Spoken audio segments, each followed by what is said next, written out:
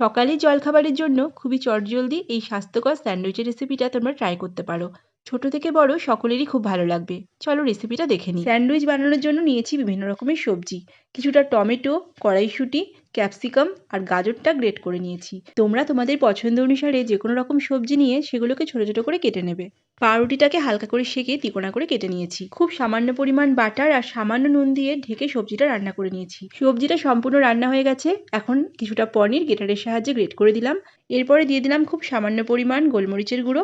যেহেতু কোনো রকম মশলা এখানে ব্যবহার করছি না, এক্ষেত্রে গোলমরিচের ফ্লেভারটা কিন্তু খুব ভালো লাগবে।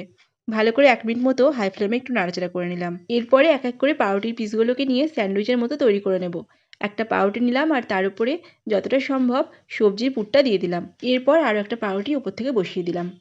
এইভাবেই সমস্ত স্যান্ডউইচগুলো আমি তৈরি করে নিলাম। ফ্রাইং প্যানের মধ্যে দিয়ে দিলাম 1 চামচ পরিমাণ বাটার। বাটারটা মেল্ট হয়ে গেছে। এরপর এক এক করে আমি স্যান্ডউইচগুলোকে উপর থেকে দিয়ে দিলাম। দুদিকটা ভালো করে সেঁকে নেব, তাহলেই কিন্তু তৈরি হয়ে যাবে দারুণ সুন্দর স্যান্ডউইচ। আজকের রেসিপিটা কেমন লাগলো অবশ্যই একটি কমেন্ট করে জানিও, আর ভালো লাগলে অবশ্যই বাড়িতে ট্রাই করে দেখো।